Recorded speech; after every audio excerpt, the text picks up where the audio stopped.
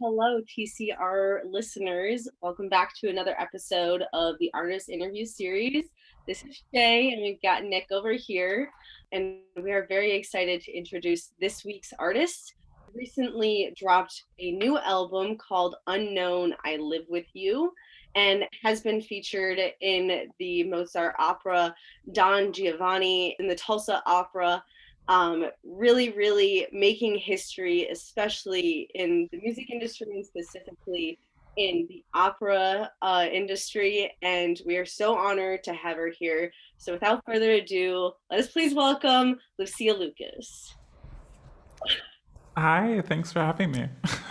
Hi, thank you so much for being here. Would you like to tell Yes. our listeners a little bit about yourself? Sure. I was born in California and lived there until I went to grad school in Chicago. I was there for 4 years and also did an artist diploma at Chicago College of Performing Arts at Roosevelt University in downtown Chicago. And then I went to Germany and I've been here for about 12 years doing opera full time. And then also, as the years have gone on, I've done more and more projects, including film and concerts, and just trying to diversify as much as possible.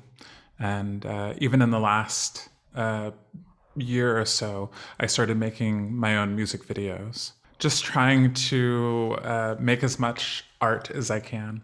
In as many different forms as possible. I love it. Yes. So your presence in Mozart's Don Giovanni was actually put into the documentary The Sound of Identity. How was that experience for you?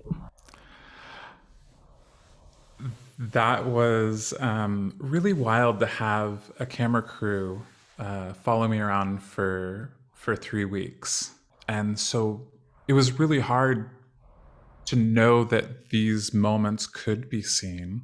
And I think in the film there are some moments, where I'm like, wow, I never would have purposefully shown people my process here, my process there. 'Cause I had to put a huge amount of trust in the director of the documentary to show as authentically me as I can be, and not just take moments where there was a frustrating moment, or not just take like all the bad parts and cut them into a movie or something like that. Hopefully that the ups and the downs. And I think the film does that. But there are things where if I could have my cut of the film, maybe I wouldn't have put that in there or not put that in there. But I think overall it's a pretty honest view of the process of building that show. Do you feel the documentary kind of portrayed you in the right light, like how you would have portrayed yourself or how you see yourself? Well, I mean, it's not how I see myself, it's how the director sees himself. And that was a little weird because I knew that, of course, I knew that, but watching somebody else's view of me, I think we don't get to see that so much. It's like if everybody could have a camera crew follow them around for a month and then play back the documentary in 90 minutes that was created from that month, like that's what that person sees of you. you know if I was making a documentary of myself, it wouldn't look like that. That's sort of the creative process, though, with anything, whether we're talking about a documentary or whether we're talking about an opera that I'm in, because unless I'm also directing it, like there's so many different creative forces, and it's just a culmination of all of those creative forces. So it's a choice for me about how much access I give the director and how guarded I am with myself. And I tried to be as free as possible with the cameras there, but I also could have been just, I'm only going to be polished all the time. I'm not going to say anything. I'm not going to say anything that could be construed as mean or difficult or anything like that. And I could have, just put a wall up, and then it also would have been a different view of me. I Right. don't, maybe that doesn't quite answer the question, but No, I mean, no, I thought that that was what I was thinking about is about how usually in other genres, for example, like pop music, of course, rock music, really most other genres of music, you really do get like these lengthy documentaries, and like you do get like these behind the scene footage and everything, because that's a way, it's a tool to engage with fan base. But it's just very interesting to me to hear that most people in the opera genre, they don't really allow that, because they focus more on the work. And I've never heard of that before. Now it makes sense, because I've never really seen many behind the scenes documentaries on opera. I've never seen any of that stuff, and that's interesting. Well, I mean, the operas. You also have to look at who's putting on the opera. In Germany, it's state funding, so it's not so much of a concern. But in the States, I remember when I was at Chicago Opera Theater, Boeing sponsored one of the shows, and Rolex, I think, still sponsors the Met.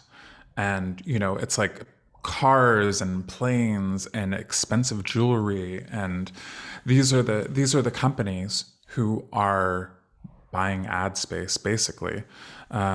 So I think the sort of idea about opera is that it's always this high polished art form. But of course, everybody who is involved, whether it's the singers or the orchestra members or the stagehands, like, we're all people. We're all people making art. We're not perfect, but I think there's this desire to curate a perfect image. And I think maybe that's starting to get a little bit demystified. But I mean, that also spills over into casting, and casting how you think your audience or your sponsors or whatever will react.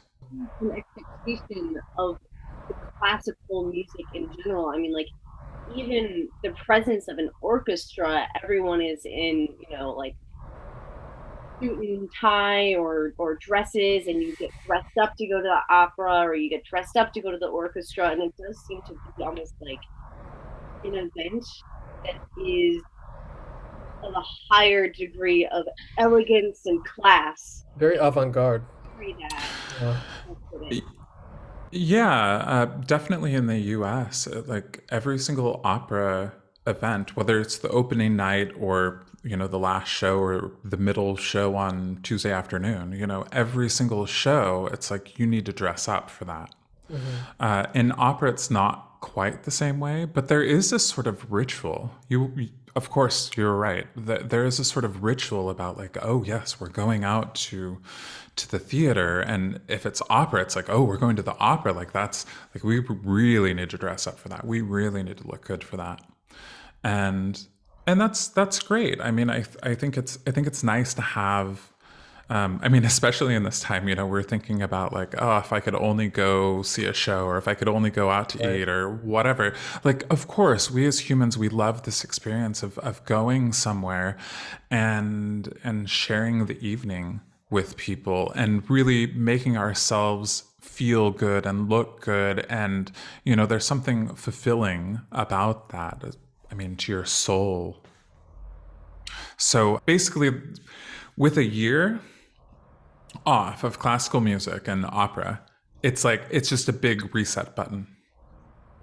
It's a big reset button, and everything can change. I don't know that it's that way for all industries, but I know for the opera industry, it's like a huge reset button. It's like, okay, what do we do now? What shows do we put on?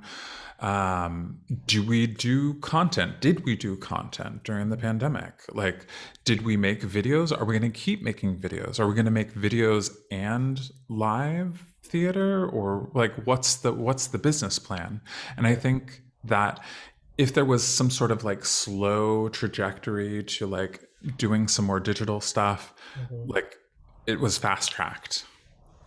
Same with like working from home. I think that every industry is going to see a shift, and people who can work from home. I've heard that from different people.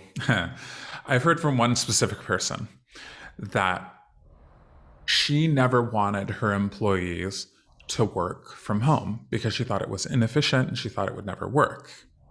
Then she was forced to have her employees work from home. And now she's like, I don't know, a reduced week, Mm. like we could meet up on 2 or 3 days a week, and then the rest of the time people can work from home because they have shown that they are at least as efficient at home. Right. And if they're comfortable doing that, it's like, I think that that's happened in a lot of industries. Of course, there are industries where you can't work from home; it just doesn't work. Mhm. But I think every industry we're going to see a huge shakeup, and we've already seen people who were close to retirement who are like, I don't want to refigure out my industry. I'm Right. just going to retire. I was within 5 years of retiring. I'm just going to retire. And then I've seen a lot of young, like theater directors and administrators just like climb the ranks just in the last year because people have retired. And so when you get somebody who's 7 or 65 or whatever retiring, and then you replace them with somebody who's 30, well, that does a lot. People who grew up with gay people and lesbians and trans people, and they're used to this weird, to the old people, weird diversity thing. It's like it's not weird for people who have grown up with diversity, and just like opera directors who were like, why is it so white? We need to fix this. That is what they want. There's a great the CD that you mentioned, Unknown I Live With You. That's the work of Christian Lara, and he is so great about promoting diverse artists, and not just on his Instagram, but like hiring people and giving them opportunities. And I think that young people not only grew up with more diversity probably in their immediate circle, but also want to give chances. And yeah, it's really great to see people following through with that in action Yeah, and not just exactly. words. It's nice to hear about that shift for sure. So I'm curious to your creative journey. Where did it start? You mentioned that you were born in California, but now you've ended up in Germany. How Yeah. did that happen? I don't know. um I yeah, I grew up in Sacramento, California, and I loved growing up there. It was wonderful. Yeah, Sacramento, still every single time I go back there, I'm just amazed by the diversity of cuisine, which is also a reflection of just the diversity in Sacramento. And I'm very thankful that I had that. I started music. I started music like in fourth grade, and I think I started playing trumpet because I wasn't. My mom reminded me of this a couple days ago. I started out playing trumpet because that's what was available because they were giving out instruments. It was in a public school, Mhm. and that was part of the curriculum. And I'm very thankful for that. The next year, I switched to clarinet because I wanted to play the saxophone, and I had to play clarinet first because those were the rules. and and uh, and then I ended up sticking with the clarinet through junior high school, and played clarinet in high school, Mhm. and started doing marching band, and then eventually got into jazz band, and finally got to play saxophone. Played Barry sax and the jazz band, and then by that time I was playing French horn in the concert band, and then I started singing too.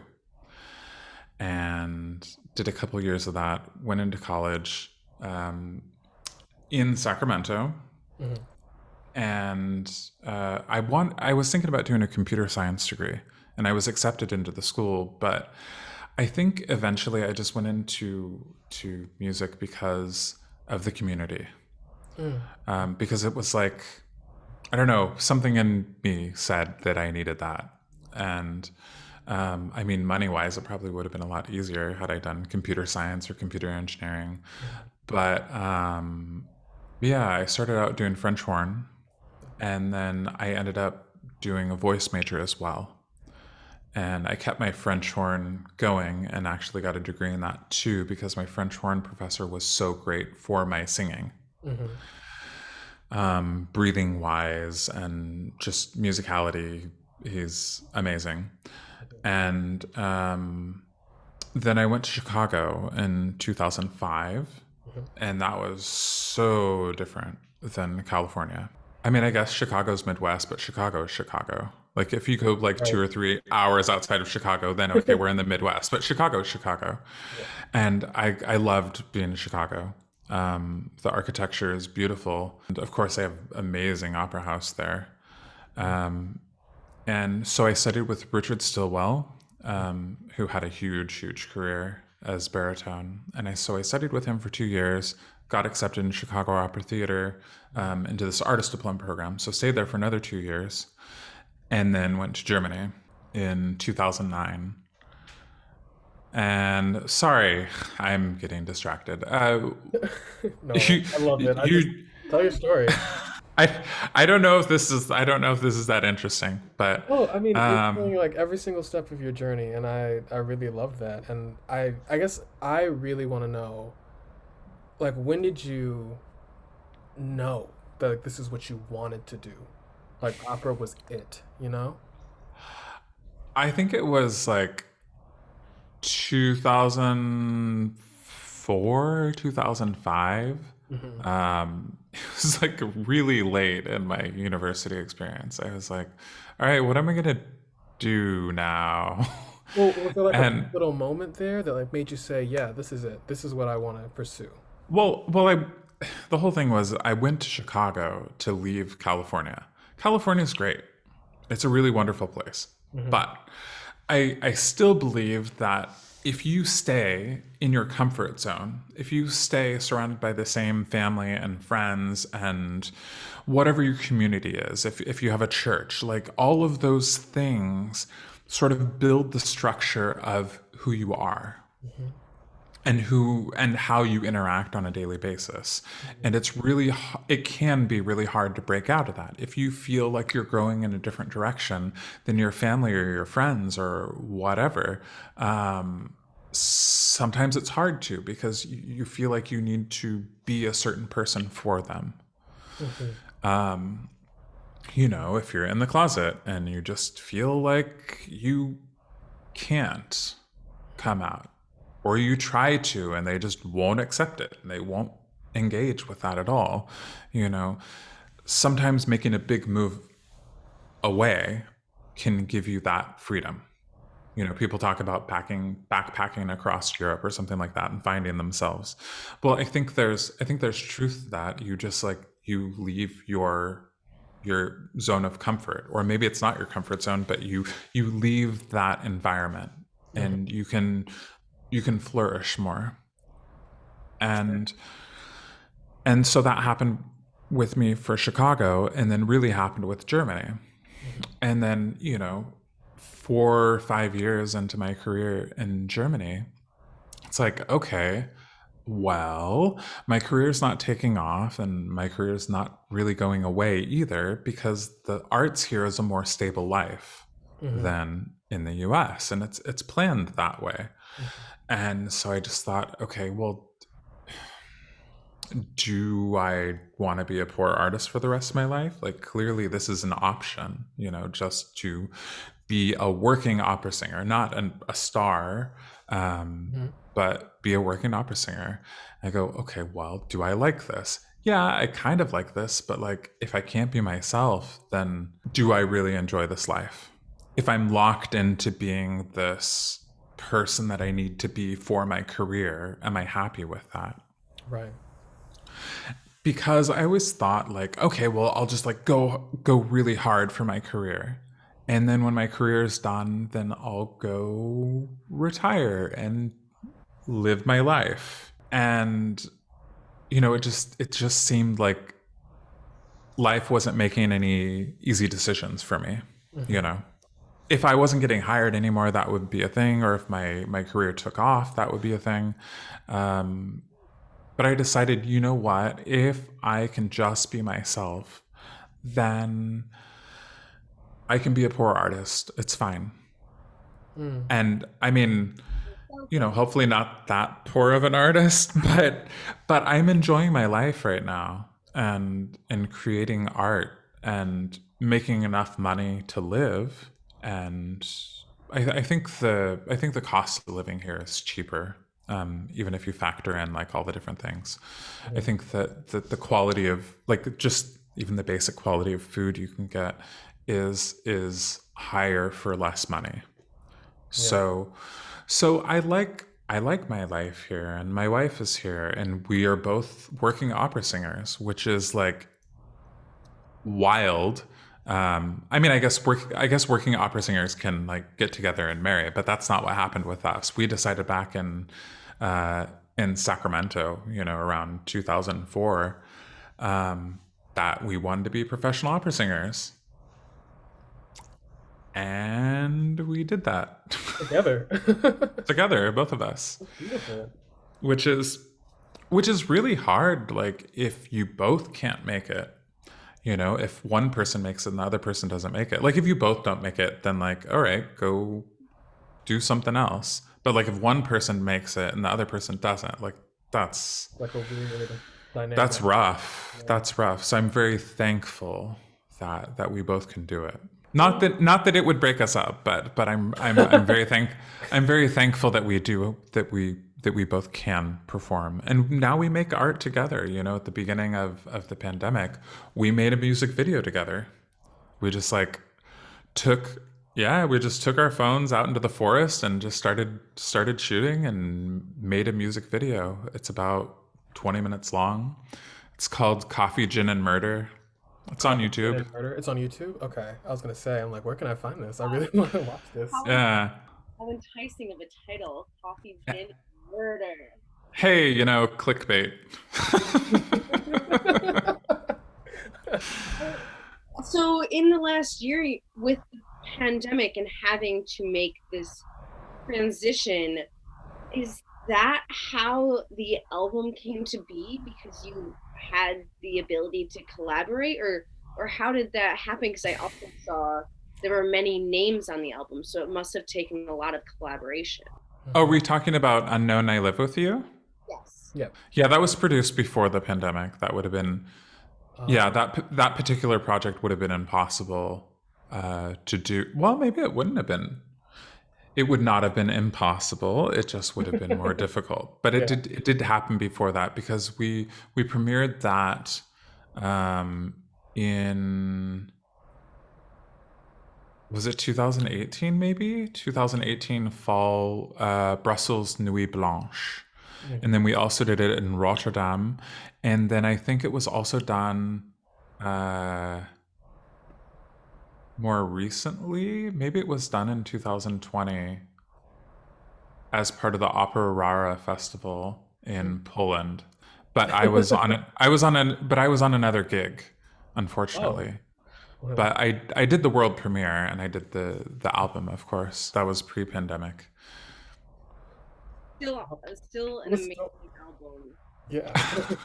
It's still awesome. Like I think it's a really cool story, and I think it's really wonderful that those stories are getting out. It's unfortunate that people still are not allowed to, well, it's unfortunate that women are still, have to go underground to tell their stories and create art and have to be anonymized. But I'm glad that in a way we could give them voices. And I think that it's a really strong program. I'm really curious too about your experience navigating the industry as well. Um, Sure. we looked into your background and everything, and you have done like a ton of firsts. Like you've really revolutionized opera and live performance in opera in a lot of different ways. So could you talk to us a bit about what it's been like for you navigating the industry? I mean, have there been any complications or any setbacks that you faced? Sure. First of all, firsts. Firsts are great, I guess, because things need to happen and change needs to happen, and that's important. But first are not important if the first is the last. So fine, but that's not my concern at all. My concern is let me see how far I can get my career, so that when the next person comes up and tries to do something, and hopefully I can at least hopefully I can make a positive experience for those that I work with, so that they want to hire another trans artist, or they want to be more ambitious with their casting, or they will trust their audience to embrace diversity just in general. Because it's not important if I do something first, if that's the end of it. So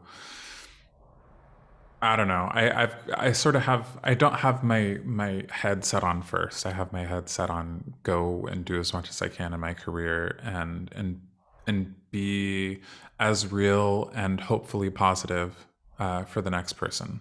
Because when I came out, my boss said, "Oh, so who's done this before?" And I said, "Well, in opera, there hasn't really been anybody to do that." So that's why there's been firsts.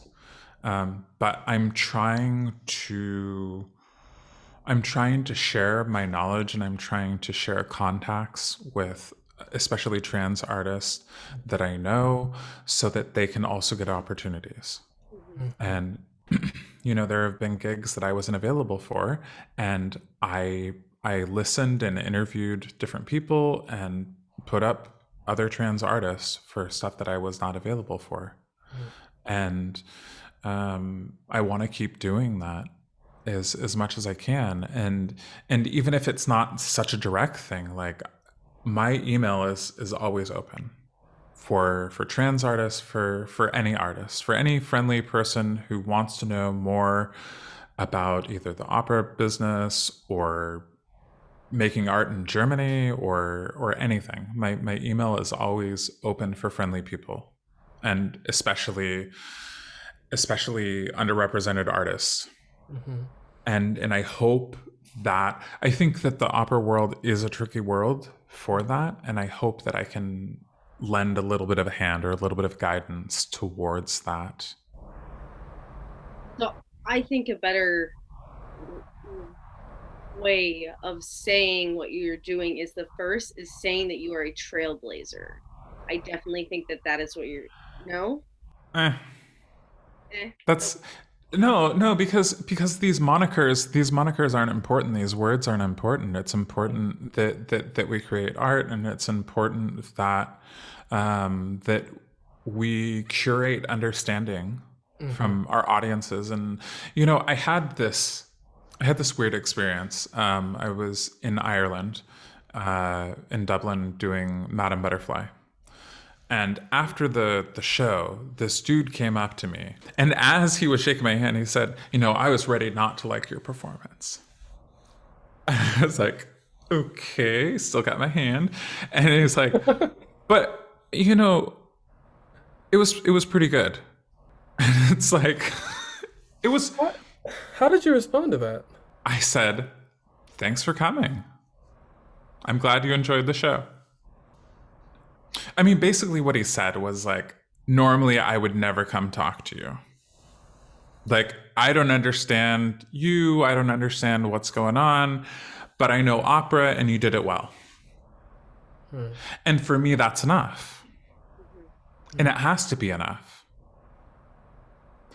I've had press conferences with theaters, and they talk about like trans this and trans that, da da da da da da, and like, oh well, well, why are you here? It's just because you're trans. And I go, look, it doesn't matter. My art needs to be good. If my art's good and you like it, what does it matter? Right. There's something that's personal about me, and if you like my art, great. All of my art is not about trans issues. It's not about advocacy. Some of it is, but most of that doesn't have to do with opera or main stage opera. These are sort of side projects and small concert gigs and art festivals and art installations, and like that's where the majority of my diversity advocacy stuff goes in my art. Most of the advocacy stuff that I try to do is through interviews like this. Sometimes it's uh, a smaller focus for the audience, and sometimes it's a broad focus. You know, sometimes I have to interview for I don't know, like even New York Times or something like that. It's like, well, who am I speaking to? You know, and that changes. But the thing is the art has to be good. Right. The art has to be good. And I had a journalist say, well, do you just get roles because you're trans? And I said, and this was after Giovanni. And I knew that he went. I said, so you went to Giovanni, right? And he said, yeah. And I said, if I was bad in Giovanni, would we be talking right now? And he's like, okay. Because it's like, look, if I was hired just for being trans and you went and saw the show, then you would write an article. Either you wouldn't write an article or you would write an article about how I only got hired because I'm trans, right? Right. But you're talking to me. So, You know, I really feel like that. Yeah, I mean, I understand why you really don't like the title of First, why you really don't like the title of Trailblazers, because in a way that's sort of tokenizing who you are as an artist and diminishing who you are into this singular feat that you've accomplished that really shouldn't have been a feat in the first place, you know? right.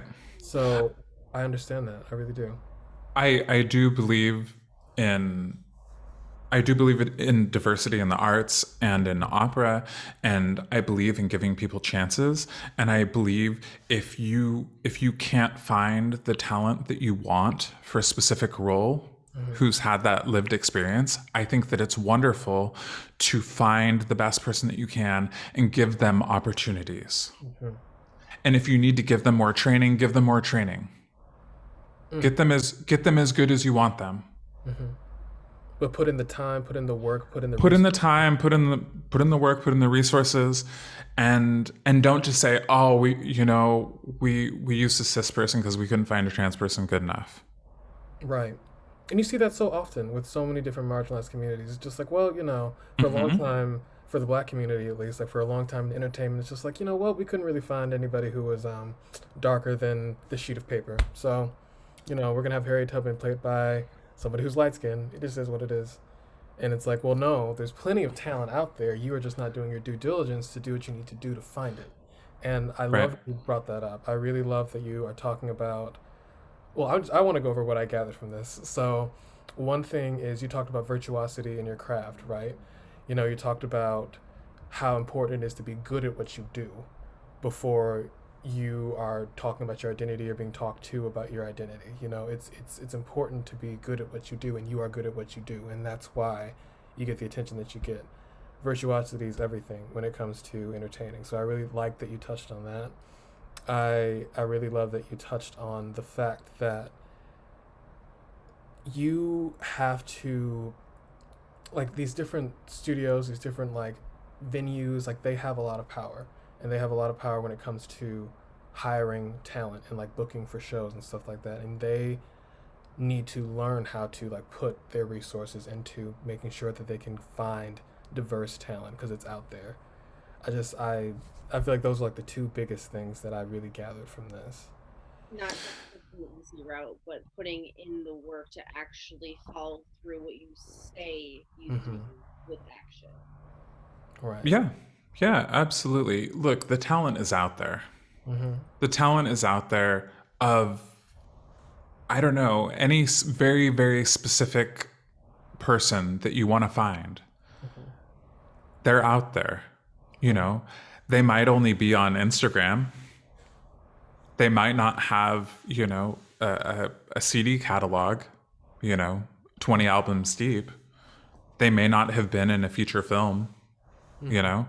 The only film that they're in may have been like a 5-minute student project, but like the very, very specific, the like 1 in a million person that you're looking for is out there, and probably is as talented or almost as talented as you need. I think people are doing more and more research about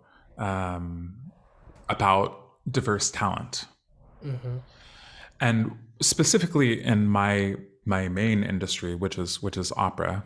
In that industry, I'm really pushing for screened auditions. Not as a general rule, because it's impractical and it doesn't work with the way they typically do auditions now.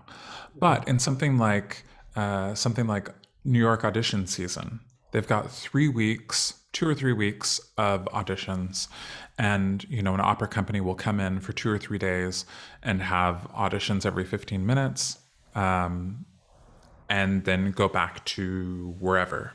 You know, go back to Colorado or wherever they're from. And if you did something like on, you know, December 7th or something like that, because it usually happens like the end part of November to the mid of December, like that's audition season. And all the opera houses come there, and if you just go there for about 3 weeks, I did that in 2019. You just sing for as many as you can. And the thing is if they booked a big venue for 1 day, a bunch of opera houses could come. And instead of having 15-minute slots, you know, they could have the first round and everybody has 3 minutes or 5 minutes or whatever, but it's screened. And then you could have anybody who gets a certain score or something like that. They come back for the evening, and then you can see how they act and how they move on stage. But then you're not screening out with your eyes any talent that is there. I am going to take that and share that, because I think that that is a really great approach to solving a huge issue, which is judgment at first sight. Look, when I go in and I sing Wagner, like I'm singing basically along the side or singing for the same role as men who are 45 to 65 years old. If I go sing for Wotan, I'm surrounded by, you know, a bunch of big gray beards. Really, I mean, that's what it is. That's just sort of how it goes. Because I'm a dramatic voice type and I'm young for my voice anyway. And then also, you know, there's the other thing that I just don't look like them on a lot of different levels. But, you know, when I go into an audition, I either get an audition or I don't get an audition, you know, and people are like, oh yeah, is it hard in auditions now? Well, not really, because the people who don't want to hire me are not going to give me an audition in the first place. So I wouldn't say that my odds are necessarily lower once I'm in the room. I would just say that my odds are lower of getting an audition.